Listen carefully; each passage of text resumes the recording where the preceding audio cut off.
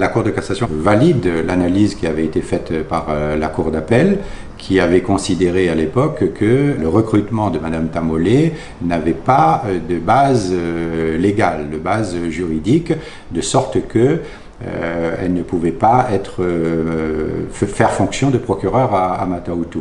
Et donc tous les actes qu'elle a accomplis dans le dossier en question, qui avait fait l'objet d'une requête, devaient être annulés.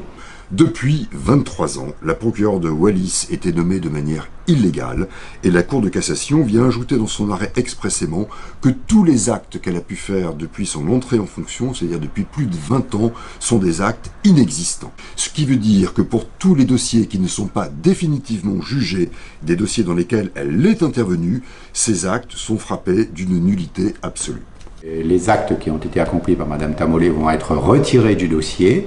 Et ce dossier va repartir à nouveau devant le juge d'instruction et il se poursuivra donc normalement. La conséquence est une catastrophe judiciaire, puisque tous les dossiers qui sont affectés d'une nullité et qui ne sont pas définitivement jugés, pour ceux qui sont atteints par ce qu'on appelle la prescription de l'action publique, eh bien, les gens ne pourront jamais être jugés et condamnés, quels que soient les faits qu'ils ont commis.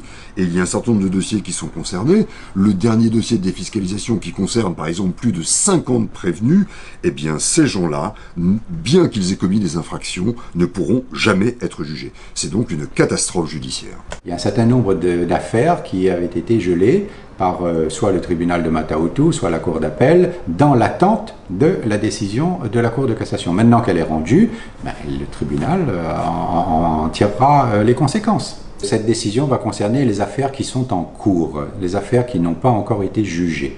On ne va absolument pas revenir sur toutes les affaires antérieures qui ont déjà été jugées, qui sont terminées, qui sont des décisions définitives.